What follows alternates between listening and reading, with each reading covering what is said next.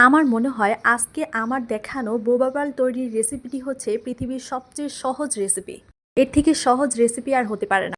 আসসালামু আলাইকুম এভরিওয়ান। আজকে আমি আপনাদেরকে 1000 টাকা দামের বোবা পাল সাবুদানা দিয়ে কিভাবে বাসায় খুবই সহজে তৈরি করে নিতে পারবেন সেই রেসিপিটি শেয়ার করব। কোনো রকম ব্লান্ডার বা বাটাবাটির ঝামেলা ছাড়াই খুবই সহজ পদ্ধতিতে এই বোবা পালগুলো তৈরি করা যায়। ফুল ভিডিওটি দেখলে আপনারা নিজেরাই বলবেন যে এর থেকে সহজ রেসিপি আর হতে পারে না। ভিডিওটি ভালো লাগলে অবশ্যই একটি লাইক দিয়ে চ্যানেলটি সাবস্ক্রাইব করে দিবেন, আর ফেসবুক পেজ থেকে দেখলে অবশ্যই পেজটি ফলো দিয়ে পাশে থাকবেন। তো বোবা পাল তৈরি করার জন্য প্রথমে একটি বাটিতে হাফ কাপ পরিমাণ সাবুদানা নিয়ে নিয়েছি।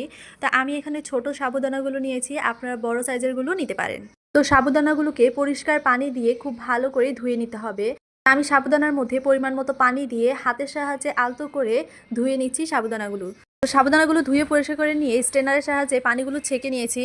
এবার এই সাবুদানাগুলো 1 ঘন্টার জন্য রেস্টে রেখে দেবো।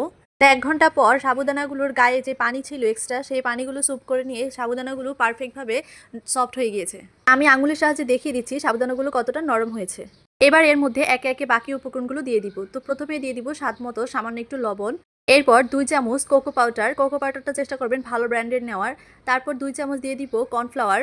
আর সর্বশেষ 2 চা চামচ আইসিং সুগার। তা আমি এখানে চিনি ব্লান্ডারের সাহায্যে গুঁড়ো করে তারপর ব্যবহার করেছি। তারপরে সবগুলো উপকরণ একটু একটু করে পানি দিয়ে খুব ভালো করে মিশিয়ে একটি পারফেক্ট ডো তৈরি করে নিতে হবে। আপনার এক্ষেত্রে একেবারে বেশি করে পানি দিবেন না, অল্প অল্প করে পানি দিয়ে ডোটা তৈরি করার চেষ্টা করবেন, তা না হলে ডোটা বেশি সফট হয়ে যাবে। আমার এখানে 1/4 কাপ পরিমাণ নর্মাল পানির প্রয়োজন হয়েছে। তা আপনারা দেখতে পাচ্ছেন এই সাবুদানার ডোটা একদম শক্ত করে তৈরি করে নিতে হবে। তো ডোটা সাইডে রেখে যে পাত্রে আমরা বোবা পালসগুলো তৈরি করে রাখবো সেই পাত্রে কর্নফ্লাওয়ার দিয়ে ভালো করে কোট করে নিতে হবে। এরপর ওই সাবুদানার ডো থেকে সামান্য একটু ডো নিয়ে হাতের আঙুলের সাহায্যে বোবা পালসের শেপ দিয়ে নিব। তো বোবা পালসগুলো নর্মালি ছোট ছোট হয়, তো আপনারা চেষ্টা করবেন ছোট ছোট করে বল করে নেওয়ার। আপনি একটু লক্ষ্য করলেই বুঝতে পারবেন আমি এই কাজটা কিভাবে করছি এবং কতটুকু সাইজের করছি।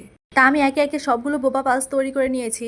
এবার এই বোবা পালসগুলোর উপরে আরেকটু কর্নফ্লাওয়ার দিয়ে ভালো করে নাড়িয়ে চাড়িয়ে মিক্স করে নিব, যাতে একটির সাথে আরেকটি লেগে না যায়।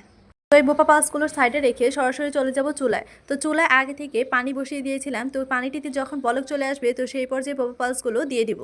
বোবা পালসগুলো দেওয়ার পর নাড়াচাড়া করার কোনো প্রয়োজন নেই। যখন এই পর্যায়ে বলক চলে আসবে সেই পর্যায়ে আলতো হাতে নেড়ে চেড়ে দিতে হবে।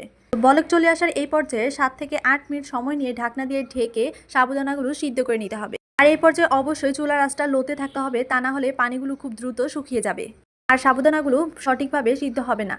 তো 7 থেকে 8 মিনিট রান্না করে নেওয়ার পর আমার এখানে বোবা পালসগুলো একদম পারফেক্টভাবে কুক হয়ে গিয়েছে। তো এই পর্যায়ে চুলা থেকে নামিয়ে একটি স্ট্রেনারের সাহায্যে এক্সট্রা পানিগুলো ঝরে ফেলে নিয়ে একটি বাটিতে নিয়ে নিয়েছি। এবার এই গরম গরম বোবা পালসের উপরে আমি 1/3 কাপ পরিমাণ আখের গুড় দিয়ে দিয়েছি। আর এই বোবা পালসের গরম তাপে আখের গুড়গুলো সুন্দরভাবে মেল্ট হয়ে যাবে। আপনারা এই পর্যায়ে গুড়ের পরিবর্তে পিঙ্ক সুগারটাও ব্যবহার করতে পারেন। তো এইভাবেই খুব সহজেই তৈরি হয়ে গেল 1000 টাকা দামের বোবা পালস বা বাবল বল। খুব দ্রুতই এই বোবা পালসগুলো দিয়ে খুবই মজাদার বোবা মিল্ক পুডিং রেসিপিটি আপনাদের সাথে শেয়ার করব। আশা করছি আজকের এই বোবা পালসগুলো তৈরি করার প্রসেসটা দেখে আপনাদের কাছে খুবই সহজ মনে হয়েছে। আর মনে মনে হয়তো এটাই বলছেন এর থেকে সহজ রেসিপি আর হতেই পারে না।